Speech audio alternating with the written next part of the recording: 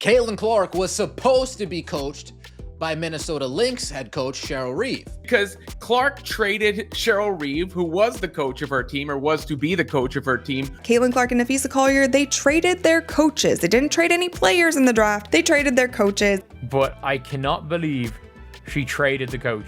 Caitlin Clark has just pulled off the most shocking move of the 2025 WNBA All-Star Draft, and the entire league is still trying to process it. In front of a live national audience, Clark not just picked players, but traded her own coach, Cheryl Reeve. This was a power move, and Reeve? She did not see it coming. The WNBA All-Star Draft was fun between Caitlin Clark and Napheesa Collier, the team captains, picking the players, picking the rosters. Caitlin Clark and Napheesa Collier stepped up as captains to draft their WNBA All-Star Game rosters, and things got wild fast. What started as a fun, made-for-TV moment turned into one of the most unforgettable power moves the league has ever seen. Caitlin Clark just flipped the script on the entire WNBA. And Cheryl Reeve? She wasn't ready. What looked like a friendly, lighthearted all-star draft quickly turned into a masterclass in silent revenge. In a moment that caught everyone off guard, Caitlin Clark made the boldest move of the night. She traded her coach. Not a player, not a pick. Her coach. Caitlin Clark was supposed to be coached by Minnesota Lynx head coach Cheryl Reeve. Clark was originally assigned to Cheryl Reeve, the legendary Minnesota Lynx coach and the same woman who coached Team USA, the team Clark was very publicly snubbed from. And on live TV, Clark simply said, "I don't know if this is in the rules. I don't care. We're trading the coach." That's not just a move. That's a statement. Of course, Reeve is Collier's head coach for the Minnesota Lynx, so that makes sense. Sandy Brondello, the coach of the New York Liberty, was brought in to lead Team Clark. The swap was instantly accepted by Napheesa Collier, who conveniently plays under Reeve in Minnesota and clearly had no issue taking her own coach. But this trade wasn't about comfort or strategy. It was about history. But the drama is going to come from Reeve having previously been critical on social media about the amount of attention Clark received relative to the rest of the league. Reeve has a track record with Clark, and not a great one. She's been accused of downplaying Clark's influence and dismissing her popularity as media overhype. There were tweets, then deleted tweets. And then came Christine Brennan's book, suggesting Reeve had a not-so-small hand in the Olympic roster snub that left Clark watching from home. Reeve denies involvement, but most fans aren't buying it. Because Clark traded Cheryl Reeve, who was the coach of her team, or was to be the coach of her team, to Collier for Sandy Brondello, the coach of the New York Liberty. So, in front of the cameras, in front of the league, Caitlin Clark took back control. She wasn't going to play nice. She wasn't going to sit on the bench of someone who never backed her in the first place. She said no, and she did it without raising her voice or breaking a sweat. The best part? She did it with a smile. This wasn't petty, it was calculated. And in doing so, she gave a voice to every player who's ever been told to stay quiet, take the high road, or wait their turn. Clark didn't wait. She moved. I don't know that I've heard of a coach being traded in the All-Star game. This is something that you're agreeing to, Fee. There's no terms to this deal. It wasn't just that Clark traded Reeve. It's who she replaced her with. Brondello isn't just another coach. She's someone who's embraced Caitlin's game, someone who might already be thinking long-term. Could this be the start of a quiet recruitment to New York? Some fans think so. The Liberty are building something, and adding Clark to the backcourt with Sabrina Ionescu would be a dream scenario. Brondello now gets to coach both of them in the All-Star game. Coincidence? Maybe. But it's starting to look like the chess pieces are moving, and fast. Cheryl Reeve may still be a respected name in the league, but on this night, she was the one left scrambling. And Caitlin? She just kept smiling like she knew exactly what she was doing the entire time. Caitlin Clark taking her teammates we knew, Aaliyah Boston, Kelsey Mitchell. She's also taken Sabrina Ionescu and the pink-haired player known as Asia Wilson. That's right. Let's just say this. Caitlin Clark didn't just draft a team, she crafted a message, and that message was loud, clear, and a little bit savage. When the WNBA All-Star rosters were announced, it wasn't just about who made the cut, it was about who didn't. Because Clark didn't just build a squad, she built a circle of trust. If you've said anything sideways about her in the last 18 months, congrats, you're watching from the other bench. She made sure she picked no ops, as people like to call them. She made sure there were no ops on her team. And Caitlin Clark also wound up with all of the Fever members on her squad as well, meaning Aaliyah Boston, Clark, and Kelsey Mitchell will be a trio in Indianapolis. Clark's draft strategy could be summed up in one now iconic meme. Team Caitlin, no ops allowed. That went viral within minutes. Because, well, it was true. She loaded up her roster with friends, allies, and teammates she's shared the court with before. Sonia Citron, former Team USA buddy. Gabby Williams, has never said a bad word about her. Kiki Iriafen, young, fast, and far from the drama. And of course, she grabbed every Fever teammate available. Aaliyah Boston and Kelsey Mitchell were a lock from the jump. Even her wildcard picks made sense. She picked none of her rivals, other than Aja Wilson, because as Ken Swift's graphic says, Team Caitlin, no ops allowed, except Aja. Satu Sabali, one of the loudest pro-Clark voices in the league, always defending Fever fans and hyping up the new wave. And then, there was Aja Wilson. Now look, everyone saw this coming. Aja is a generational talent, a two-time MVP, and arguably the best player in the world right now. Caitlin might be selective, but she's not delusional. She knows a super team when she sees one, and Aja Wilson was not getting passed up just because of some awkward press moments. So yes, Aja made the no ops allowed squad, but she's the exception, not the rule. Here she picks her teammate, Courtney Williams. She picks her UConn alum, Brianna Stewart, Paige Beckers. Now, while Clark was silently stacking her Avengers-level lineup, Nafisa Collier was stirring up some TV gold of her own. On live television, during the actual draft, Collier dropped the line of the night. When Angel Reese's name came up, she leaned into the mic and said, "Me bound." Yup, the very word that once dragged Reese through WNBA Twitter hell. And who was sitting 2 seats over when that happened? Caitlin Clark. Clark's reaction was stone cold. No smirk, no laugh, not even a raised eyebrow, just a frozen stare. As Angel Reese has filed a trademark for the rebound term me bound. But let's talk about the glow up for a second, because Angel Reese has since taken that me bound nickname and flipped it. She's been dominating lately.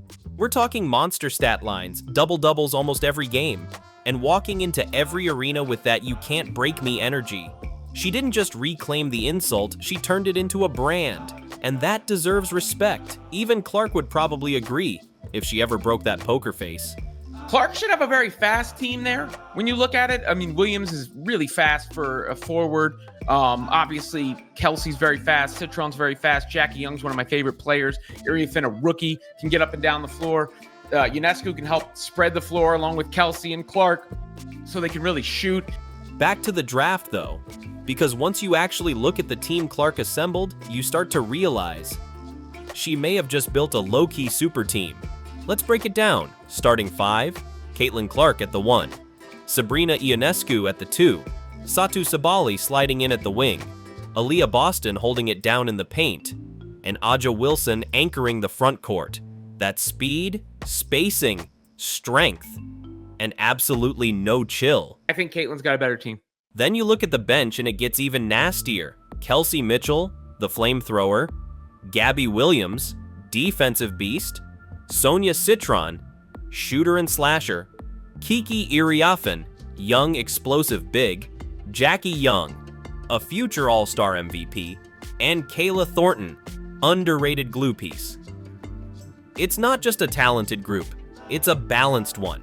This team can run, stretch the floor, and play big if needed. You've got shooters everywhere. Clark, Sabrina, Mitchell. You've got size and rebounding with Boston and Aja. You've got athletes like Gabby and Kiki who can fly up and down the court. It's basically built for chaos, but smart, well-organized chaos. Caitlin made sure to get some size. She actually passed up on Paige Beckers to take Sabali, and she took Aja Wilson with her third pick. If Aja had fallen any further down the board, that would have been a wee bit of a controversy, if we're being real about it. but Clark picked her, I think, just in time. And let's not skip the petty detail that had fans spiraling. Clark passed on Paige Buchers, like just left her sitting there. Everyone expected her to go early, the former UConn star, the media darling, the one always linked with Clark in headlines. But nope, Caitlin went for Satu Sabali instead. Another move that was both strategic, Mutz, and maybe a little personal. At the end of the day, Clark's draft wasn't just smart, it was surgical. She knew what she was doing. She sent a message, built a real threat of a team, and made sure no one on her bench would go rogue with weird energy. She got her shooters, her rebounders, her defenders, and her peace of mind. But there's got to be something in the back of Caitlin's mind that still feels a little miffed, even if Reeve wasn't directly responsible for her not making the Olympic squad. Here's where things get a little spicy. Not just on the court, but behind the clipboard. Because while most people were watching the WNBA All-Star Draft to see who Caitlin Clark picked, a few were paying attention to who's coaching, and that's where Sandy Brondello comes in, quietly stepping in as Clark's new coach after the now infamous swap that sent Cheryl Reeve packing. But this wasn't just a coaching change. This might have been the soft launch of the 2028 free agency sweepstakes. Yes, we're saying it. Sandy Brondello, head coach of the New York Liberty, now finds herself coaching both Caitlin Clark and Sabrina Ionescu on the same team. Coincidence? Maybe. Strategic maneuvering from the Liberty front office? You bet. She has surpassed everybody in the amount of time that she has played in the WNBA. She fills up every arena in every town that she goes to. Teams have to go to bigger arenas. Look, Clark isn't eligible for free agency anytime soon, but this is how it starts. You get her in the room, you build chemistry, you show her what it could feel like to be in a system where the coach actually believes in her full skill set. A system that doesn't shove her off ball like Steph White's been trying to do in Indiana. Let's be honest, Clark's not a corner shooter. She's a playmaker, a floor general, a walking triple-double when she's let off the leash. And Brondello, she gets that. Truth is truth. Slightly exaggerated truth is still not a lie. In fact, fans were already joking.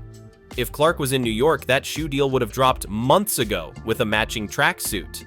And they're not wrong. The Liberty are built for media, built for movement, built for stars. It's why players like Breanna Stewart, Jonquel Jones, and Sabrina are all there. The Liberty don't just play games, they build brands. Clark in New York? That's a marketing tsunami. So don't be surprised if this all-star coaching stint is just the start of a 4-year-long recruitment pitch. Sandy's playing chess, and she's already made the first move. Now, while Clark was crafting her dream team and potentially planting roots in Brooklyn, Napheesa Collier was over here building a squad that looks more like a WNBA power forward convention. Team Collier's front court is stacked. Breanna Stewart, Nneka Ogwumike, Angel Reese, Alyssa Thomas, and Paige Buchers, who's technically a guard, but let's be real, she plays like a forward too. There's size, there's strength, there's grit. But spacing, shooting, not so much. Who do you think, A, picked the best team, and B, who do you think's going to win? This lineup might dominate in a playoff game, but in an all-star setting where you need transition buckets, three-point barrages, and highlight passes, Team Collier feels more like a slow burn than an explosion. Plus, let's not forget, during the draft, Fee proudly rocked Unrivaled merch. Now, for those who don't know, Unrivaled is the off-season 3-on-3 league launched by Collier and Stewart, but it's also been subtly seen by fans as a counterbrand to the Caitlin Clark wave. Wearing that shirt on national TV while drafting a team to face Clark? That's a message. Fee wasn't just building a team, she was building a wall. I would need to make this big. You have to give me your #1 overall pick and your teammate, Aaliyah Boston. Absolutely not. Not happening. Good try. Oh, and let's talk about the wildest trade offer of the night. Fee casually tried to trade for Aaliyah Boston and Sabrina Ionescu. In exchange for what exactly? Vibes?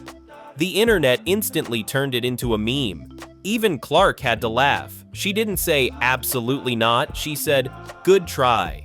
The kind of good try you say to a toddler who just tried to trade you a rock for your iPhone. Drama storylines can be spun for fun in this regard, not to mention that the exhibition still has juice. But now let's zoom out. because what we're seeing isn't just fun all-star drama. This is the real WNBA storyline unfolding in front of our eyes. Cheryl Reeve, the coach Clark very publicly swapped out, now finds herself coaching against Caitlyn. This is the same Cheryl Reeve who was the coach of Team USA, the same team that left Clark off the Olympic roster. Whether or not Reeve had the final say, it doesn't matter. The optics? They're loud. Now, let's be honest. This whole all-star event? It's no longer just about who scores the most or who dunks the hardest. It's about who's controlling the story. And so far, that's been Caitlin Clark. Cheryl Reeve may still be coaching the game, but Caitlin Clark is coaching the narrative. Make sure to like this video and subscribe to the channel to get more updates.